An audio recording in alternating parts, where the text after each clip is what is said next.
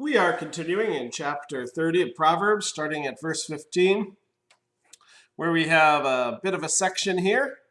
It goes from 2 to 3 to 4. So let's go ahead and read things. The leech has 2 daughters. Give, give, they cry. So verse 15 starts with 2 daughters. A leech is just here a bloodsucker. So the one who's stealing life from another just constantly cries for more and more. It's insatiable. There is no way to satisfy the desires of the leech. And if you take that to a human, there's no way to satisfy the desires of a human who is a leech. And so if you have a child who's living in your basement at 30 and they're just living off of you and feeding off of you, they always want more, right? If you have a government which claims that it's helping you out, it's going to just keep taxing and pulling until it gets as much as it possibly can.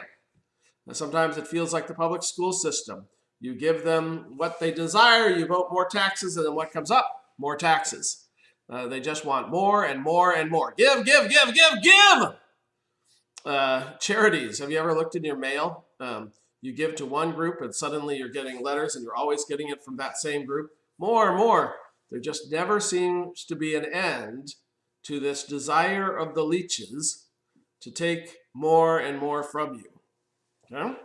Let's move to 16. Or I'm going to continue on to 15. The leech has 2 daughters. Give, give, they cry. There are 3 things that are never satisfied, 4 that never say enough. Now in 16 we get the list. The grave, the barren womb, land, which is never satisfied with water, and fire, which never says enough. Okay?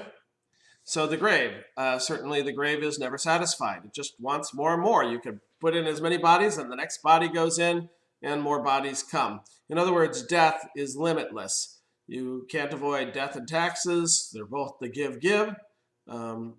Death always wants more. So if you're a type of person who's just wanting more, you are like unto the grave. You are sucking things down and giving nothing back. Secondly, the barren womb. Very sad, never satisfied.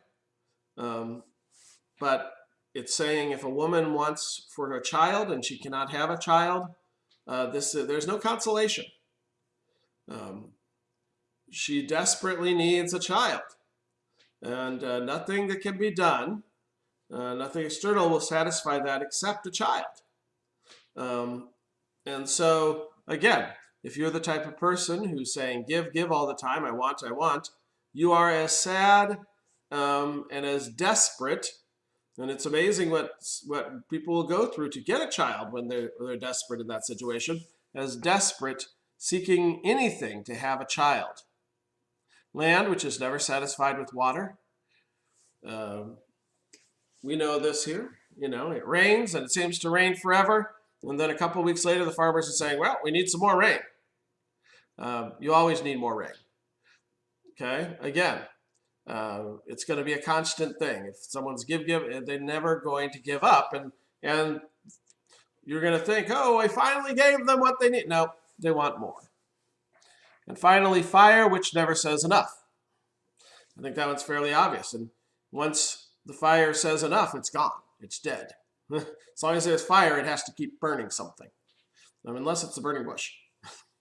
So only in God can we find there is not consumption to the point where you always need more. Okay, moving on to 17. Having moved on from the leech wants give, and is never satisfied. 17. The eye that mocks a father, that scorns obedience to a mother, will be pecked out by the ravens of the valley, will be eaten by the vultures. Okay, pleasant image. Vultures and ravens are carrion eaters, implying that you are unburied and lying there dead, which in the ancient world and even in the modern world is a very dishonorable way to treat your body. It shows that you don't have anyone to take care of you, no one to bury you, or that those who would bury you, they don't want to. Okay? They have no respect for you. So if you treat your parents in a way which shows disrespect, expect not to be treated with respect yourself. You're not going to have children who will respect you. And so you're going to end up unburied, unloved, unwanted. And then there is someone who wants you. It's the carrion eaters. As I say, completely dishonorable, no hope for you. Moving on to 16. There are 3 things that are too amazing for me, 4 that I do not understand. Don't you love the way how he goes 3, then 4, how he always pumps it up one more step? They like to do this. This is a Hebrew technique where it's re-emphasizing, and so it's making it bigger and grander. Okay? So there are 3 things that are too amazing for me, 4 that I do not understand. The way of an eagle in the sky, the way of a snake on a rock, the way of a ship on high seas. We're going to get to 4th in a second. So we're doing natural things that we can understand. How does an eagle fly so high? How does he see so far? How do his pinions work? How does he catch and feel the various drafts of air? It's an amazing thing. It's so beautiful. It's astonishing. It's beyond my comprehension. God created this beautiful creature, the eagle. Or the snake, and the way it slithers and it seeks out its food, and the way it moves and acts. It's a stunning, beautiful thing God created. Maybe hideous at the same time, but still, in its complexity, it's almost hypnotic the way a snake slithers along. And then we have the way of a ship on the high seas. How does it stay afloat?